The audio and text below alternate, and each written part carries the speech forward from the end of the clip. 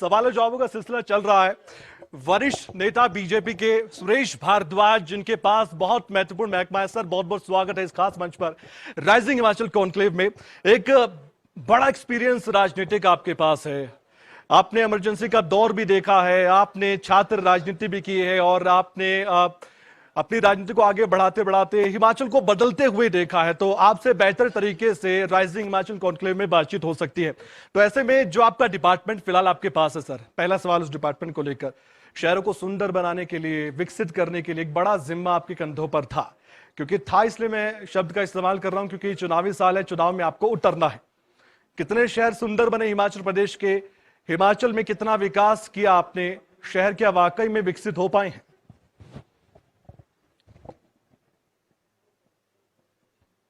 काम अपने आप दिखता है। और मुझे लगता है कि आप शिमला अगर पहले भी आए होंगे और आज भी आ रहे हैं तो आपको अंतर दिखाई दिया होगा। और धर्मशाला भी आप गए होंगे तो वहां भी अंतर दिखाई देगा। सर, अगर माइक थोड़ा सा ऊपर कर लीजिए तो बेहतर तरीके से सुन पाएंगे दर्शक। भारतीय जनता पार्टी ने सरकार बनने से पहले वायदा किया था कि हम नगरों को जो है वो विकसित करने की दिशा में पहले नगर निगम बनाएंगे जी। हिमाचल प्रदेश में केवल मात्र एक नगर निगम शिमला था। दूसरा नगर निगम 2017 में सिर्फ स्मार्ट सिटी हथियाने के लिए पिछली सरकार ने जो है वो बनाया था। लेकिन कमिटमेंट के साथ हिमाचल प्रदेश की भारतीय जनता पार्टी की जयराम जी की अध्यक्षता में जो सरकार बनी, उसने हिमाचल प्रदेश में 3 नए नगर निगम बनाए और अब हिमाचल प्रदेश में 4 नगर निगम बन गए। और जो बहुत सारे शहरीकरण हो रहा है गांव का, उनको नगर पंचायतों में परिवर्तित किया है। ऐसी 7 नगर पंचायतें नई बनाई। कुछ नगर पंचायतों को अपग्रेड करके नगर परिषद में परिवर्तित किया गया। कल ही मंडी नगर निगम द्वारा जो है स्वनिधि योजना के तहत एक कार्यक्रम हो रहा है और हिंदुस्तान भर में जो है वो सेंट्रल स्पॉन्सर स्कीम है जो प्रधानमंत्री जी ने ड्यूरिंग कोविड जो है वो लॉन्च किया था। हिमाचल प्रदेश उसमें दूसरे स्थान पर है। हालांकि अगर उसके टारगेट बढ़ जाएं तो हम प्रथम स्थान पर होंगे, क्योंकि टारगेट फिक्स्ड हैं। उसमें जो है जितने जो है वो गुंजाइश थी उतने पूरे के पूरे हो गए हैं। इसी प्रकार से पिछले साल हिमाचल प्रदेश जो है वो उसमें शिमला जो राजधानी है वो ईज ऑफ लिविंग में 28 नंबर पर था और एक साल बाद शिमला ईज ऑफ लिविंग में नंबर 1 पर आया है, सारे हिंदुस्तान के नगरों को पछाड़ करके। उसके बाद नीति आयोग ने पहली बार इस बार जो है वो सर्वे कराया सारे देश भर में, जिसमें 56 जो है वो शहरों का सर्वे हुआ और उसमें डिफरेंट पैरामीटर्स पर जो है वो उसके मार्किंग की गई, जिसमें हिमाचल प्रदेश उन पैरामीटर्स पर जो है वो प्रथम रहा और पूरे देश भर में 56 शहरों में से शिमला नंबर 1 पर है, चंडीगढ़ नंबर 2 है और कोयम्बटूर नंबर 3 पर है। ये इसलिए बता रहा हूं मैं कि शहरों में क्या काम हुआ है उसको जो है वो आप बखूबी समझ सकते हैं। तीसरा जो है वो कोविड के दिनों में हम जानते हैं कि सारे देश भर में जो है वो मनरेगा नाम से जो है स्कीम चलती है, जो ग्रामीण क्षेत्रों में रोजगार की गारंटी देने वाला एक्ट है। लेकिन शहरी क्षेत्रों में जो है इस प्रकार की कोई स्कीम नहीं थी। Himachal Pradesh is the first state जिसने ये पॉलिसी बनाई मुख्यमंत्री शहरी आजीविका योजना के नाम से, और वो पहली साल में जो है वो पूरे प्रदेश के जो है वो यूएलबीज में इन्हें शुरू की। दूसरे में उसको बजटेड कर दिया, हिमाचल प्रदेश में उसके लिए बजट का प्रावधान कर दिया।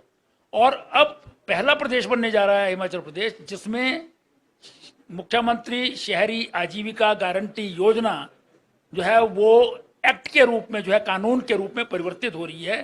पहला कानून जो है वो इस प्रकार का हिमाचल प्रदेश में बनने जा रहा है। तो इस प्रकार से मैं समझता हूँ स्मार्ट सिटी की दृष्टि से भी आप देख सकते हैं कि हिमाचल प्रदेश में 2 स्मार्ट सिटीज हैं, एक शिमला शहर है, एक धर्मशाला है। वास्तव में पैरामीटर्स के हिसाब से जो उसके स्मार्ट सिटी कहाँ मिलनी चाहिए, वो शिमला मिलना चाहिए था 2016 में। जी। लेकिन उस समय की सरकार ने जो है वो धर्मशाला को प्रेफर किया। धर्मशाला भी हिमाचल प्रदेश का शहर है, उससे कोई ऐतराज नहीं है। शिमला उसके बाद जो है वो दूसरे राउंड में जो है वो स्मार्ट सिटी में आया। आज दोनों शहरों की जो है वो तस्वीर बदल रही है। आप शिमला की सड़कों पर अगर चलेंगे आज, तो आपको कार्ट रोड की जितनी भी सड़कें हैं वो सब की सब चौड़ी होती हुई दिखाई दे रही होंगी। छोटी छोटी सड़कें जो अंग्रेज़ों के समय रिक्शा चलने के लिए बनी थी, आज वहाँ पर जो है वो डबल लेन के बराबर की सड़कें बन रही हैं। इसी प्रकार से जो है आपको पैदल चलने वाले, क्योंकि पॉपुलेशन बड़ी है, शिमला जो है वो 35,000 की पॉपुलेशन के लिए बना था, आज परमानेंट पॉपुलेशन ही इसके 2.5 से 3 लाख है। और टूरिज़्म जो है मुख्य यहाँ पर जो है वो एक आजीविका का साधन भी है। और शिमला जो है वो इंटरनेशनली नॉन टूरिस्ट डेस्टिनेशन है, इसलिए बहुत बड़ी संख्या में टूरिस्ट आता है। तो यहाँ पर गर्मियों में जो है वो 5-6 लाख के करीब जो है वो टूरिस्ट पहुँचता है। इसलिए आप देखें कि पैदल चलने के लिए यहाँ पर जो है वो 37 किलोमीटर सड़क जो है वो पेडेस्ट्रियन पाथ बनाए हैं। सब जगह जो है वो आपको दिखाई देंगे। और ये पहली बार स्मार्ट सिटी के अंतर्गत जो है बने हैं, ठाकुर जयराम जी की सरकार के द्वारा बनाए गए। शिमला शहर में सड़कों पर जो है वो ऊपर नीचे चलने के लिए सीढ़ियाँ चढ़नी पड़ती हैं। और जैसा अब जो है वो लोगों का खान पान का सिस्टम हो गया, उसमें बहुत सारे लोगों की हेल्थ इश्यूज हो जाते हैं, सीढ़ियाँ नहीं चढ़ पाते हैं। तो हम बहुत सारे स्थानों पर जो है लिफ्ट लगा रहे हैं। पहले एक ही लिफ्ट लगी थी, अब उसमें जो है डबल लिफ्ट जो है वो लग गई है। अब हम दूसरी साइड से लक्कड़ बाजार को लिफ्ट लगा रहे हैं। लोअर बाजार से जो है वो माल रोड को टच करने वाली मिडिल बाजार तक की जो है लिफ्ट बन रही है। इसी प्रकार से आप देखेंगे विकास नगर से जो है वो पूरा का पूरा पेड़ से बाद विकास नगर में 450 गाड़ियों की पार्किंग बन रही है। और वहाँ पर गाड़ियाँ लोग पार्क करेंगे अपनी, रोज़ाना उनको लानी ना पड़े पार्किंग, ताकि कंजेशन ना हो। वहाँ से लिफ्ट बन रही है। और उसके बाद जो है वो एक ओवरब्रिज बना है। अब सेकंड फेज का भी जो है फाउंडेशन स्टोन रख दिया है। एक और लिफ्ट बनेगी, फिर ओवरब्रिज बनेगा, फिर वहाँ से एक और लिफ्ट बनेगी, एक ओवरब्रिज बनेगा। ब्लॉक से सीधा का सीधा जो है वो सेक्रेटेरिएट के लिए जो है वो ब्रिज लगाया जा रहा है, ताकि लोग सीधा विकासनगर से चले और पैदल पहुँच जाएँ, गाड़ियाँ अपने घर पर रखें। तो ऐसे बहुत सारे जो है प्रोजेक्ट्स हैं। जाखू में जाएंगे आप तो वहाँ पर आजकल एस्केलेटर बन रहा है। आपकी गाड़ी जो है वो थोड़ी आजकल पीछे रोकी जाएगी, क्योंकि वो स्थान जो है वो काम वहाँ पर चल रहा है। तो इस प्रकार से जो है वो डिफरेंट टाइप के काम पहली बार जो है वो आप देखेंगे कि शिमला जो है वो बदलता हुआ नजर आ रहा होगा आपको। शिमला की जो है वो दशा में भी जो है वो हमने जो है परिवर्तन लाया है और दिशा में परिवर्तन लाया है। वो अर्बन डेवलपमेंट डिपार्टमेंट जो है वो इसके अतिरिक्त बहुत सारे छोटे छोटे सेंट्रल स्पॉन्सर्ड और स्टेट के भी जो हमारे कार्यक्रम हैं, लेकिन जो बड़े कार्यक्रम हैं उनको जो है वो आप जिसको नज़रों से देख सकते हैं वो आपको मैंने बताया। शिमला की आपने बात की, शिमला निर्वाचन क्षेत्र से आप आते हैं और आपने बहुत सी बातें ऐसे कही हैं कि जो आपके कार्यकाल में हुए हैं, जितना आपको समय मिला अपने डिपार्टमेंट में, क्योंकि उससे पहले और भी महकमे आपके पास थे। तो ऐसे में क्या मानकर चले जो पुरानी समस्याएं थी शिमला की, वो समस्या खत्म हो चुकी है, जाम मुक्त शिमला हो चुका है, पार्किंग की जो दिक्कत परेशानी थी वो पूरी तरह से खत्म हो चुकी है? क्योंकि धरातल पर जब जाते हैं लोग आज भी इसकी चर्चा करते हैं। बेशक आप कह सकते हैं कि जो समस्याएं थी उस पर हमने काम करना शुरू किया है, बदल रहा है शिमला या बदल दिया गया है? देखिए, समस्याएं कभी भी खत्म नहीं होती हैं। समस्याएं खत्म हो जाए तो काम खत्म हो जाता है, काम खत्म हो जाए तो जीवन खत्म हो जाता है। इसलिए जीवन चलता रहे, इसके लिए जो है वो काम भी होता रहे और उसमें समस्याएं भी होती रहे। बहुत सारे लोगों को लिफ्ट से भी समस्या होगी, इसलिए वो समस्या तो रहेगी, उसको दूर करना पड़ेगा। जैसे मैंने कहा कि ये 35,000 की आबादी को ध्यान में रखते हुए अंग्रेजों ने यहाँ बनाया था, क्योंकि उनको लंदन की जलवायु चाहिए थी, वो कलकत्ता के फोर्ट विलियम में नहीं मिल सकती थी उनको। इसलिए उन्होंने खोजबीन करके शिमला को ढूंढा था और शिमला की जलवायु लंदन के साथ मिलती जुलती है। आपने यहाँ पर कुछ बिल्डिंग्स भी देखी होंगी, ज़्यादातर जल गई हैं, लेकिन अभी भी गेटी थिएटर देखेंगे आप या हमारी टाउन हॉल की बिल्डिंग देखेंगे तो लंदन के साथ जो आर्किटेक्चर में जो है वो मिलती जुलती हैं, उसी रूप में बनाई थी। लेकिन क्योंकि उनको यहाँ ज़्यादा लोगों को नहीं बसाना था और उस वक्त आबादी भी कम थी, इसलिए उन्होंने यहाँ की जो पानी बिजली इत्यादि की व्यवस्था थी वो सिर्फ मैक्सिमम उन्होंने जो है वो 35,000 के लिए रखी थी। लेकिन आज जो है वो समस्या बहुत ज़्यादा बढ़ गई है यहाँ की पॉपुलेशन। हमारा जो शिमला जिला का क्षेत्र है वो सेब बहुल क्षेत्र है, सेब की इकोनॉमी बड़ी है, उसके कारण शिमला में लोगों ने मकान बनाए हैं शहर में। इसी प्रकार से पूरे प्रदेश की ये राजधानी बनी है, तो पूरे प्रदेश के लोग यहाँ पर रहते हैं, इसलिए इसमें समस्याएं बढ़ेंगी। पहले गाड़ी नहीं होती थी, रिक्शा चलता था। जितनी यहाँ सड़कें बनी थी जो अंग्रेज़ों के टाइम से बनी थी, वो सिर्फ रिक्शा के लिए बनी थी। और उसके बाद 70 साल निकल गए ना, 70 साल में जो सड़क अंग्रेज़ों ने बनाई थी उसमें कोई बदल नहीं हुआ था, आज बदल हो रहा है। ये सारे शहर में देख करके इसके लिए बताने की आवश्यकता नहीं है। मैं समझता हूँ कि आपकी आंखें जो है वो काम करेंगी, जो मैं शायद बता करके पूरा नहीं कर सकता हूँ। तो इसलिए यहाँ पर जो है वो अब इतना जो हुआ है उसमें लेकिन समस्या खत्म हो जाएगी। पार्किंग, उसमें मैंने कहा कि रिक्शा चलता था, रिक्शा के लिए शेड होते थे, सार्वजनिक चलते थे, वो किसी के घर में नहीं रखे होते थे। लेकिन आज तो एक घर में 3-3 गाड़ियां हैं, 4-4 गाड़ियां हैं। उसके लिए स्पेस की आवश्यकता है, स्पेस बढ़ नहीं सकता। उसमें जो है हम कुछ इजाफा करते हैं। शिमला में जितनी भी पार्किंग बनी है, मल्टी स्टोरी पार्किंग जो है यहाँ पर जितनी भी बनी है, वो भारतीय जनता पार्टी के शासनकाल में ही बनी है। चाहे आप लिफ्ट के पास देख लें, चाहे आप संजौली में देख लें, चाहे छोटा शिमला में देख लें। और आज जो है वो आप टूटीकंडी की मल्टी स्टोरी पार्किंग के साथ साथ सारे शहर में जो है वो पार्किंग की व्यवस्था देखें।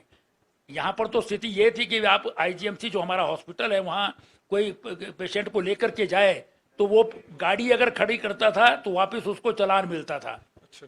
या फिर वो अपने पेशेंट को दिखा सकता था या गाड़ी को संभाल सकता था।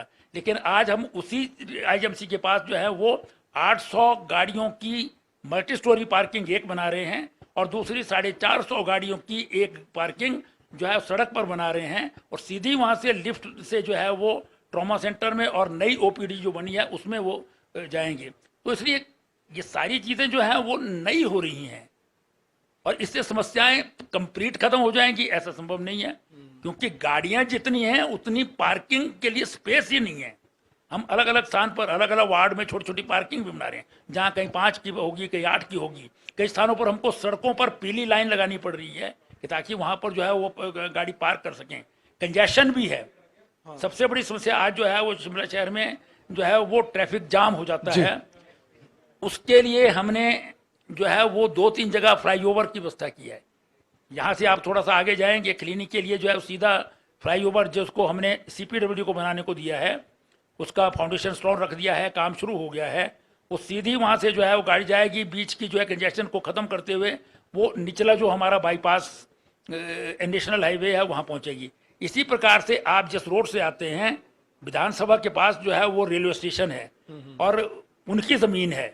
वहाँ से हम फ्लाईओवर विक्टी टनल तक जो है वो बनाने के पैसा इत्यादि सब कुछ उसका जो है वो दे दिया गया है।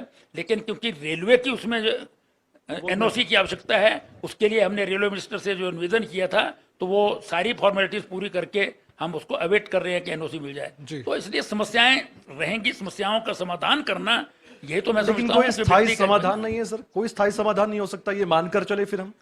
पार्किंग की समस्या है, सरकारी जैसे पार्किंग के लिए है, इसका स्थायी समाधान तो तभी हो सकता है अगर हम टोटल गाड़ियों को बैन कर दें। अच्छा, आप जो है शहर से बाहर गाड़ियां खड़ी करें, शहर के अंदर गाड़ी ना आए, जितनी पार्किंग है उतनी ही आए, तो ये इसका स्थायी समाधान हो सकता है। अदरवाइज जो है वो जितनी गाड़ियां हैं यहाँ पर उतना स्पेस चाहिए ना, स्पेस नहीं बढ़ सकता है, लैंड तो नहीं बढ़ेगी। क्योंकि डार्विन के सिद्धांत में भी जो है वो लैंड नहीं बढ़ती है, स्पेस नहीं बढ़ता है। इसलिए जो प्राणी यहाँ पर रहते हैं वो फिर स्ट्रगल करते हैं अपनी एग्जिस्टेंस के लिए और उसमें फिर सर्वाइवल ऑफ द फिटेस्ट वाली स्थिति हो जाती है। लेकिन ऐसी जो है वो हम यहाँ पर नहीं लाना चाहते कि सिर्फ सर्वाइवल ऑफ द फिटेस्ट में सबको लिए जो स्थान मिले, स्कूटर के लिए भी स्थान मिले, साइकिल के लिए भी स्थान मिले और बड़ी से बड़ी गाड़ी के लिए भी स्थान मिले, इसकी कोशिश जो है वो की जा रही है। 4 लेन बन रही है अभी। जब 4 लेन बन जाएगी तो बहुत बड़ा ट्रैफिक जो हमारा ऊपरी शिमला को जाता है वो सीधा जो है वो ढली से आगे निकल जाएगा और शिमला में एंटर नहीं करेगा।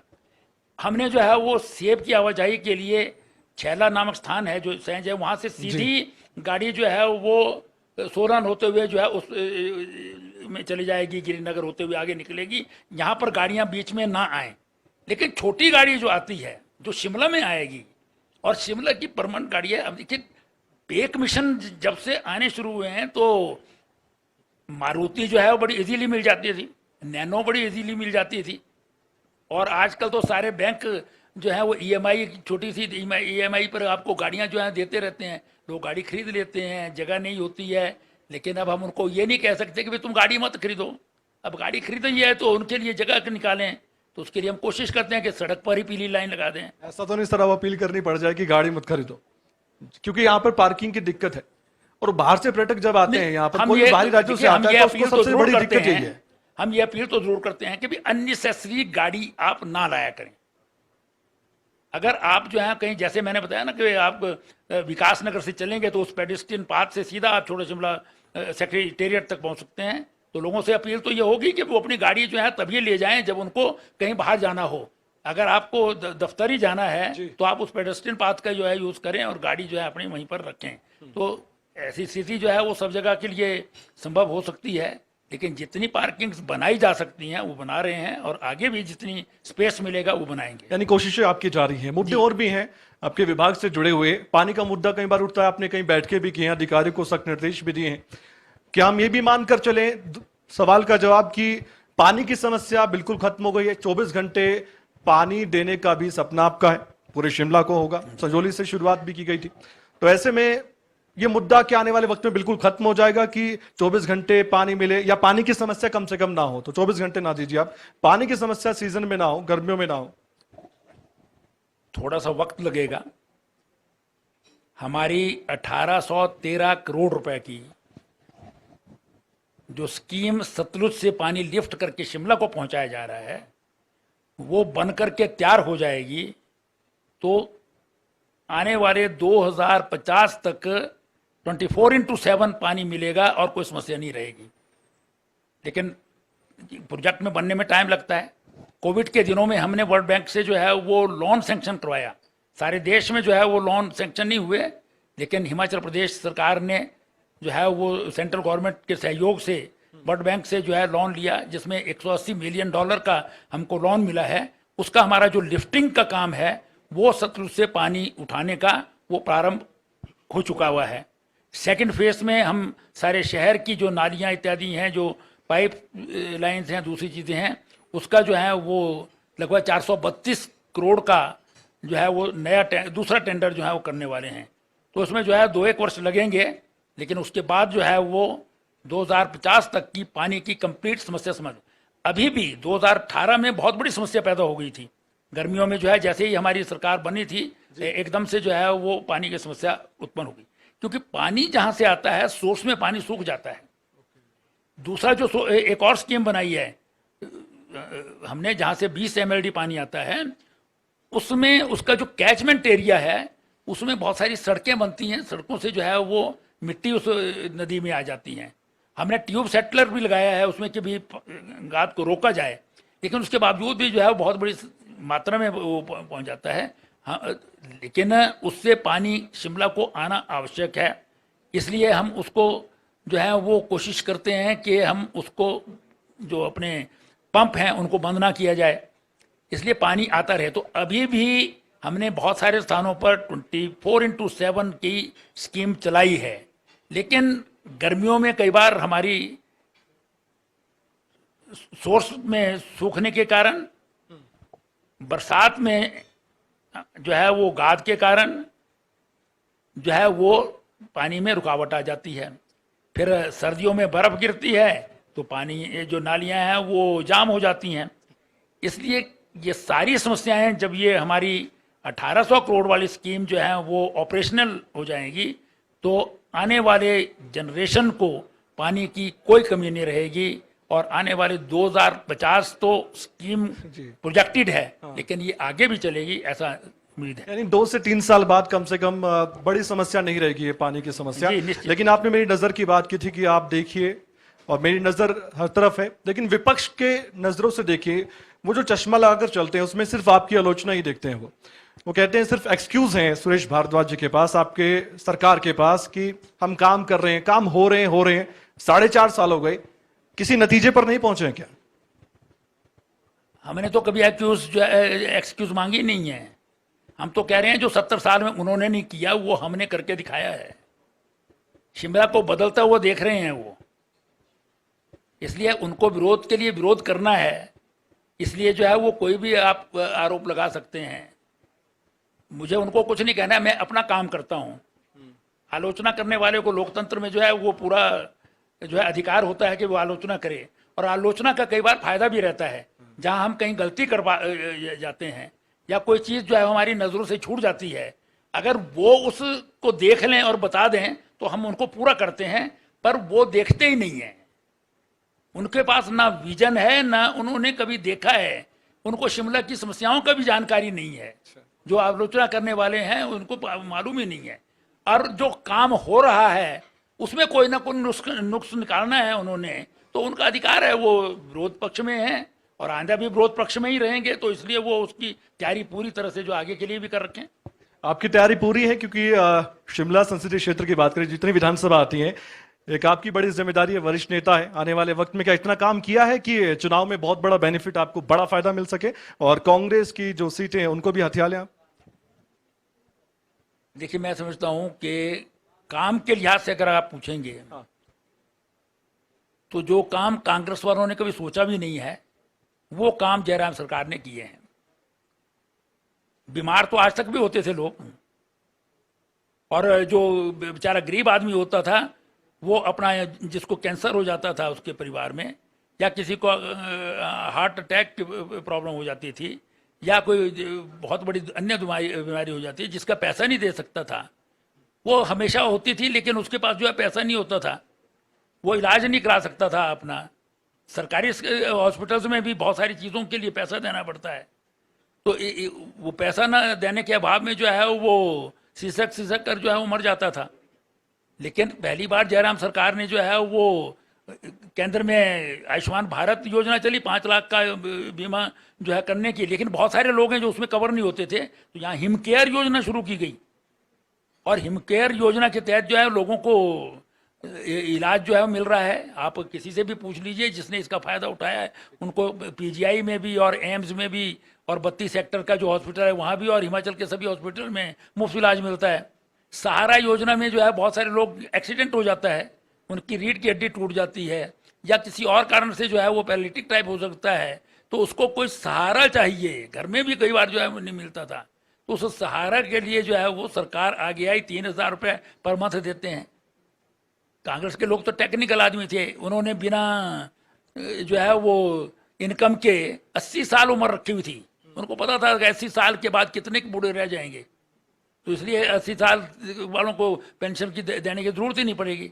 पर हमारी सरकार ने तो पहली कैबिनेट मीटिंग में ही 70 साल उम्र कर दी, और उसके कारण 3 लाख लोगों को जो है वो पेंशन मिलना प्रारंभ हुआ है, और उसके बाद अब 60 साल कर दी है। कोई भी सीनियर सिटीजन ऐसा नहीं रहेगा जिसके पास दूसरी पेंशन नहीं है उसको पेंशन ना मिले। तो ये सब चीजें पहले भी की जा सकती थी ना, ये सब चीजें की जा सकती। हिमाचल प्रदेश में बिजली है, हम सस्ती बिजली जो है वो बाहर भी बेचते हैं जी। तो पहले भी सोचा जा सकता था, उन्होंने तो सोचा नहीं, लेकिन ठाकुर जयराम जी ने सोचा, और यहाँ पर हमने 125 यूनिट तक बिजली जो है वो फ्री कर दी है। वो गरीब आदमी जिस जो 2-3 जो है बल्ब जलाता है, एसी वगैरह नहीं चलाता है, वो उसकी कंजम्पशन 125 यूनिट के करीब होती है, उनको जो है बिजली फ्री दे दी है। वो कह रहे हैं कि सब कुछ तब याद आ रहा है जब चुनाव याद आ रहा है, जब रिपोर्ट कार्ड सामने रखना। चुनाव तो हमेशा होते रहते हैं हिंदुस्तान में, पर चुनाव चलते रहते हैं। मैनिफेस्टो होता है 5 साल के लिए होता है, डिसीजन करते हैं तो 5 साल के लिए करते हैं। कोई काम जो है वो आज सरकार बनेगी तो आज ही नहीं हो जाएगा। जैसे अब पानी की स्कीम जो है वो हमने प्रारंभ की है, और ये कहें कि जी ये पानी की स्कीम इन्होंने सिर्फ बात ही बात की है और कुछ नहीं हुआ। पानी की स्कीम आज चालू होगी तो 2 साल 4 साल 3 साल लगेंगे ना उसमें काम करने में। तो इसलिए जो है वो, लेकिन दिशा क्या है हमारी काम की सोचने की। इनके टाइम तो ये सोचते थे इलेक्शन के टाइम पानी देने की बात जब सोचते थे तो ये इलेक्शन के टाइम पाइप्स ले आते थे जिससे पानी जाता है, उनको रख देते थे गाँव में, शहरों तक में। और इलेक्शन में कि हमने लगा दी तुम्हारे लिए स्कीम बन गई, ये हो रहा है काम, और उसके बाद जब इलेक्शन खत्म हो जाता था तो वो पाइप भी गायब हो जाते थे और स्कीम वहीं की वहीं रहती थी। लेकिन ये भारतीय जनता पार्टी की सरकारों में जो है जो काम बोला है उसको जो है बाकायदा उसकी एडमिनिस्ट्रेटिव अप्रूवल, एक्सपेंडिचर अप्रूवल, उसका टेंडर, उसका अवार्ड, उसमें काम शुरू, ये पूरा का पूरा जो है वो प्रोसेस होता है, उसके हिसाब से होते हैं और जमीन पर आज काम जो है वो दिख रहे हैं। आप कह रहे हैं कि जब सरकार सत्ता में आने से पहले कोई भी पार्टी मैनिफेस्टो बनाती है, 5 साल तक काम चलते रहते हैं। अब चुनाव का समय तो वो तो कह रहे हैं कि अगर हमारी सत्ता आ गई तो पहला फैसला ओपीएस पर होगा, मोहर लग जाएगी, ओपीएस लागू हो जाएगी, ओल्ड पेंशन स्कीम। उनकी प्रॉब्लम ये है कि जो उनके बुजुर्ग नेता होते थे ना पहले जो शासन में, वो उनके जाने के बाद उनको भूल जाते हैं। कोई कांग्रेस का व्यक्ति जो है वो गांधी को नहीं जानता, ना किसी को पूछे कि पहला प्रधानमंत्री कौन था तो उनको मालूम नहीं होगा कि जवाहरलाल नेहरू था। इवन जिसको आयरन लेडी कहा जाता है, इंदिरा गांधी, उनको भी भूल गया प्रत्येक कांग्रेसी। शिमला में बहुत सारे स्टैचूज हैं यहाँ लगे हुए, ज्यादातर उन्हीं के नेताओं के हैं। उनकी पुण्यतिथि पर, जन्म तिथि पर वहां पर कार्यक्रम करता है नगर निगम। आप रिकॉर्ड निकाल के देख लीजिए कि कितने कांग्रेस के लोग वहां अटेंड करते हैं। नगर निगम के पार्षद जो है कांग्रेस के सिर्फ एक हैं जो हर इसमें आता है, बाकी कोई नहीं आता। तो इसलिए वो तो अपनी बात जो है वो भूल जाते हैं, तो दूसरों के बारे में जो है वो उनको विचार करने की जो है मैं समझता हूँ कि कुछ बोलने का जो है उनको अधिकार ही नहीं रहता। बहुत से सवाल थे सर, लेकिन समय की कमी है। हाउसिंग फॉर ऑल स्कीम पर भी सवाल थे, लेकिन फिलहाल इस चर्चा को यहीं पर विराम देना होगा। बहुत बहुत धन्यवाद सुरेश भारद्वाज जी, आप जुड़े इस खास मंच से और राइजिंग हिमाचल कॉन्क्लेव में आपने विकास की बात की, अपने विजन की बात की। एक बार जोरदार तालियां इस खास चर्चा के लिए। बहुत बहुत शुक्रिया सर, आप हमारे साथ जुड़े। बहुत बहुत धन्यवाद आपका, थैंक यू।